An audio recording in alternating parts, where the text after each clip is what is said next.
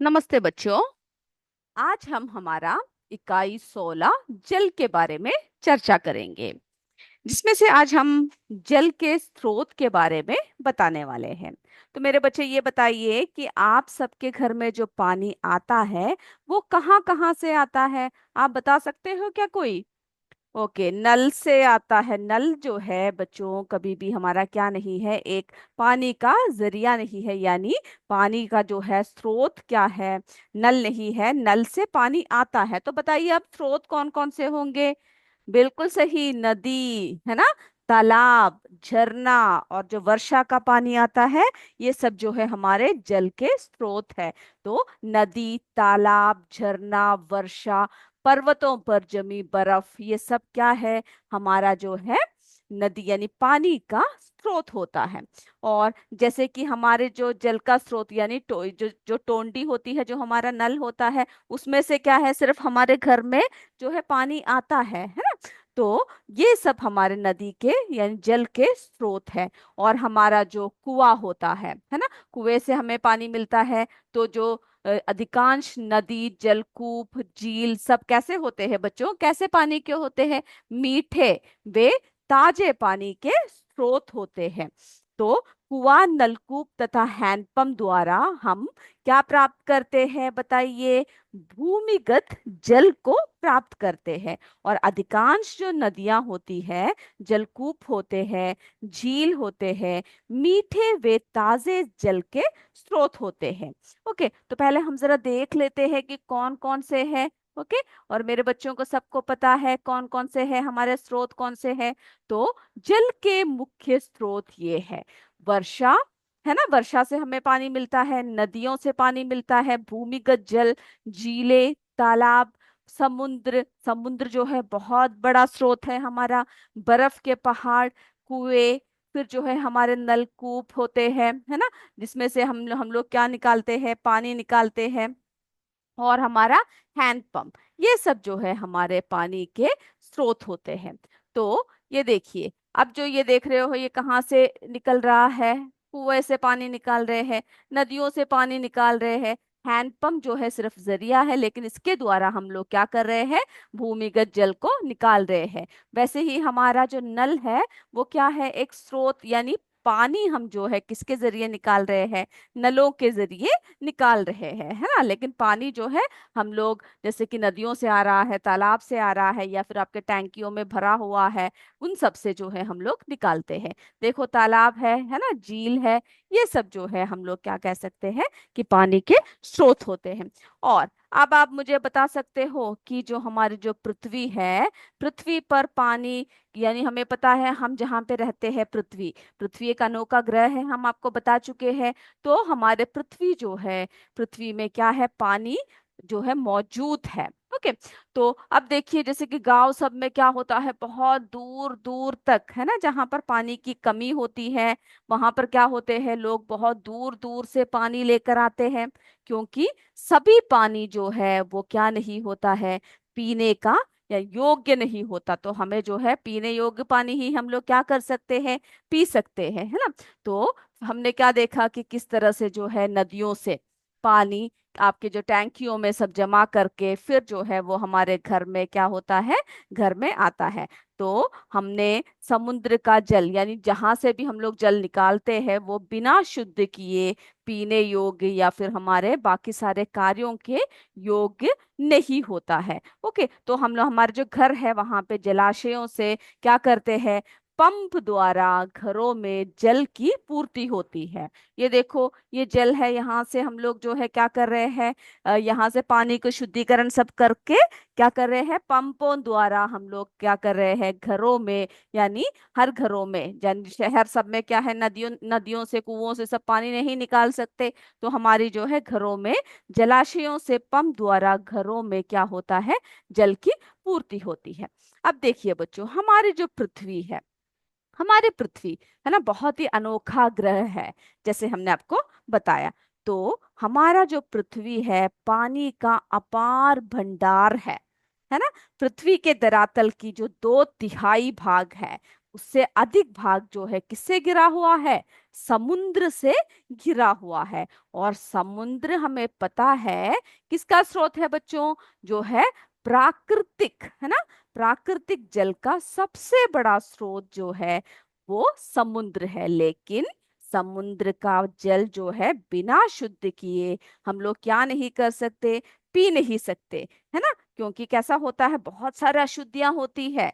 तो पृथ्वी पर कितने प्रतिशत पानी जो है हमें पीने योग्य है, इसके बारे में भी अभी हम आपको बताएंगे। तो ये देखिए पृथ्वी पर मौजूद पानी, है ना, पृथ्वी पर जो मौजूद पानी है उसका करीब जो 97% हिस्सा समुद्रों में है, सोचिए जरा।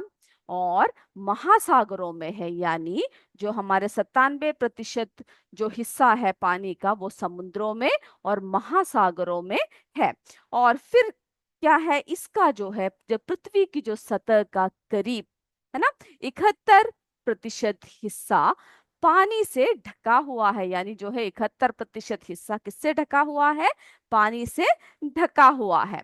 ओके, तो अब हम देखते हैं कि ये देखिए जो पृथ्वी पर है वो क्या है, पृथ्वी पर मौजूद पानी का, है ना, 97 से ज्यादा प्रतिशत क्या है, खारे पानी का है। जैसे हमने कहा समुद्र एक बहुत बड़ा स्रोत है, और यह पानी जो है समुद्रों और महासागरों में पाया जाता है। ओके, ये पॉइंट्स करके मेरे बच्चे लिख सकते हो।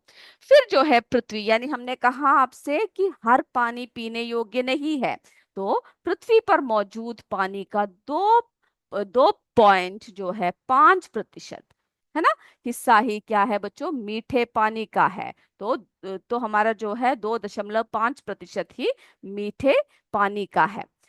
और यह पानी कहाँ से मिलता है हमें, जैसे कि नदियों से मिलता है, झीलों से मिलता है, ग्लेशियरों से, है ना, यानी बर्फ से जो ढके हुए होते हैं, हिमनदों से मिलता है, और भूमिगत जल में पाया जाता है। ओके, और फिर जो है पृथ्वी पर मौजूद पानी का 68 से ज्यादा हिस्सा बर्फ और ग्लेशियरों में बंद है, यानी कैसा है, बर्फ और ग्लेशियरों में बंद है, यानी बर्फ से ढका हुआ है वो सब, है ना। पृथ्वी का मौजूद पानी का 30% हिस्सा कहाँ पर है बच्चों, जमीन में है। और पृथ्वी पर मौजूद पानी का 0.001% हिस्सा क्या होता है, वाष्प और बादलों के रूप में वातावरण में मौजूद होता है। तो मेरे बच्चों ने देखा कि पृथ्वी पर जो है कितने प्रतिशत पानी क्या है, पीने योग्य है ना।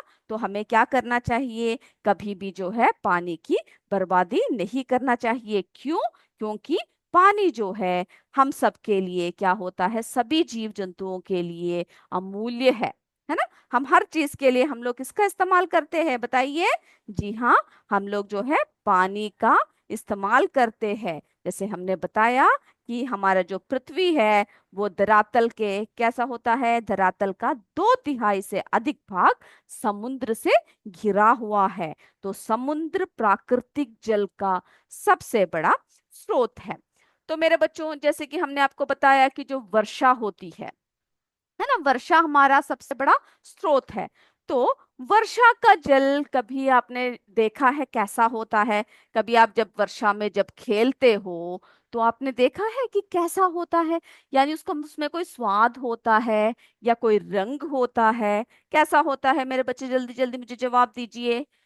ओके गुड, जो है वर्षा का जल स्वादहीन होता है। ओके, बिल्कुल सही कहा। तो हमारा जो वर्षा होता है ना, तो वर्षा का जल जो है वो कैसा होता है, शुद्ध जल होता है। लेकिन जब वो जमीन तक पहुंच जाता है तो क्या होता है बच्चों, वो जो है कई हमारे जमीन पे, हमारे भूमि पर क्या होता है, बहुत सारे अशुद्धियां होती है। उन सब में मिलकर क्या हो जाता है, उसका जो है रंग बदल जाता है ना। और उन सब जो रसायनों में मिलकर उनका जो है स्वाद बदल जाता है, सब बदल जाता है।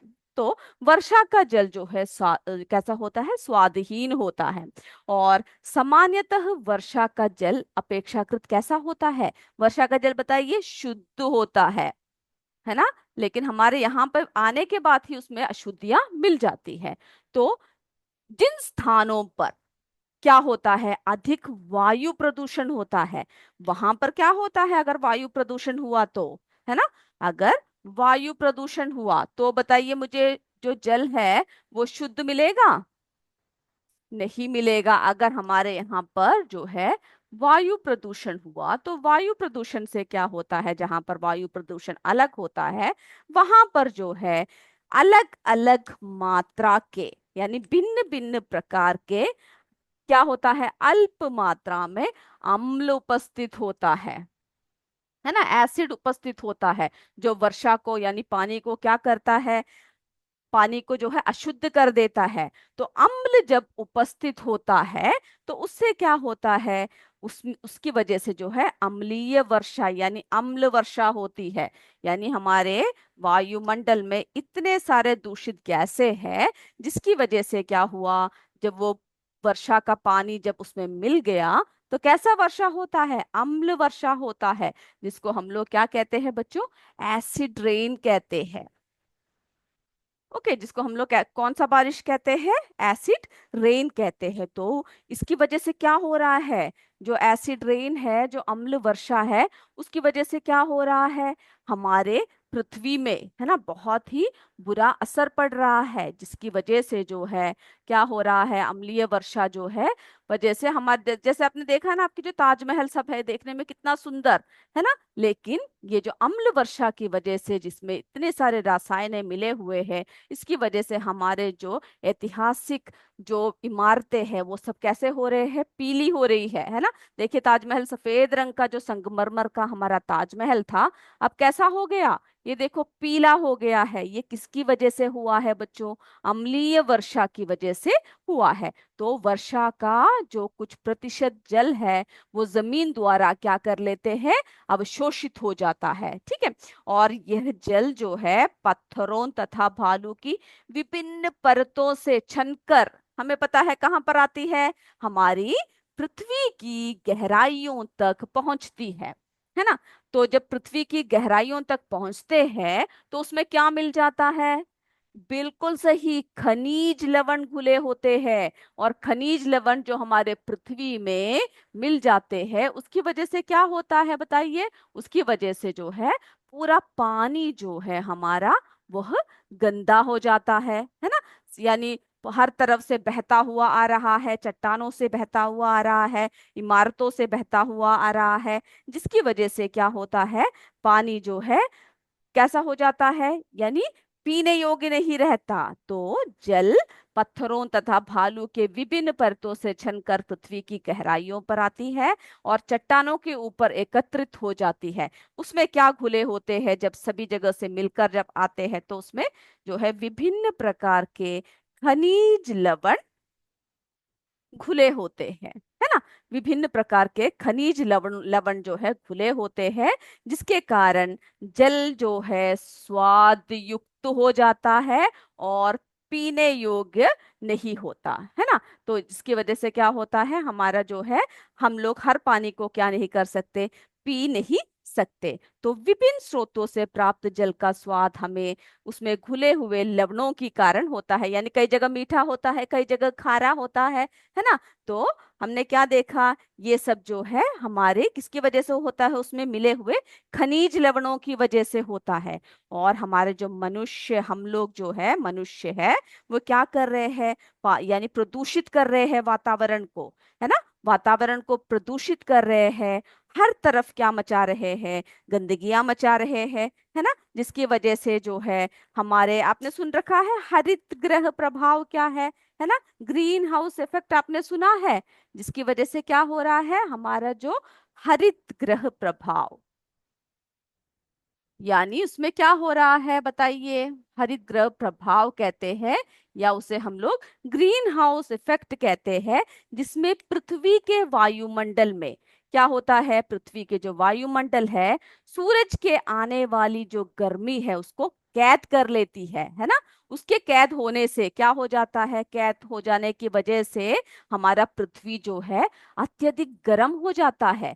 तो हम लोग जरा देखें किस तरह से होता है, पृथ्वी जो है किस तरह से गर्म होता है, मेरे बच्चे देखोगे किस तरह से होता है, चलिए अभी हम आपको दिखाते हैं। तो हमारा पृथ्वी जो है क्या हो जाता है बच्चों, गर्म होने की वजह से हमारे पृथ्वी में बहुत सारे क्या आ जाते हैं, बहुत सारे जो है गंदगियां, है ना। गंदगियों के आने की वजह से पृथ्वी पूरी तरह से गर्म हो जाता है, और जिसकी वजह से क्या होता है, पृथ्वी पर जो है विनाश छा जाता है। तो हम लोग देखते हैं कि किस तरह से सूर्य के किरणों को, ये देखिए हमारा जो है, ये जो है सुबह का समय है, तो क्या हो रहा है, हम लोग क्या कर रहे हैं, यहाँ पे जो है सूरज की किरणें आ रहे हैं।